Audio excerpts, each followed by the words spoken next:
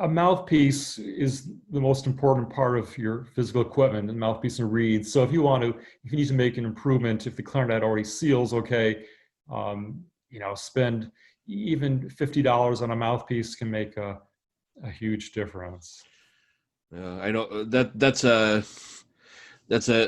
common point for me in my younger players world.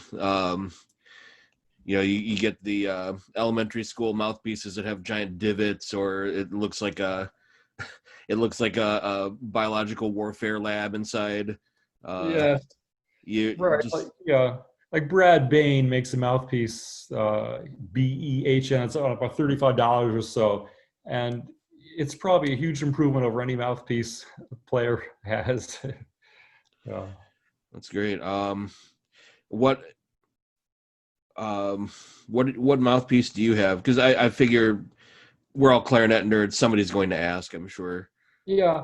What am I playing? Uh, Let me just Google it for a second. I'll tell you. Hold on. Let me find this. What am I playing? 1 second. I know, we had talked earlier about evolving and developing as a clarinetist. I'm sure it's rare to just stick to one thing all the time now and Well, forever. and that's true. I've been practicing on one mouthpiece, um, but I've been performing on another.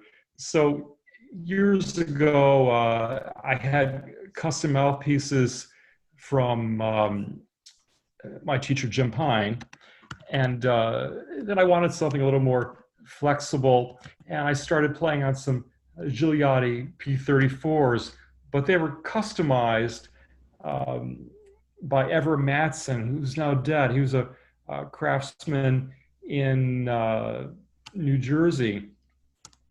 Um, and I've been practicing those because I didn't, right now I'm not performing so much, and I Mm. didn't want to wear out my mouthpiece. Frank, I'll have to get back to you about the That's all right. mouthpiece I'm using, but the Brad Bain mouthpieces, I have one of those. I need to have a little adjustment made to that in terms of the way it fits my mouth, my teeth, but the Brad Bain mouthpiece are really good. And I'll have to think about another mouthpiece that I've been using a lot. Maybe this is kind of symptomatic of me that I'm not a real equipment person. I'm not constantly messing around and searching for stuff. Yeah. The main thing, I know we talked about it earlier, is that it works and that it fits, right? Yeah, and I think it's surprising, but most mouthpieces they're more similar than dissimilar. So yeah, you won't go too wrong. Right.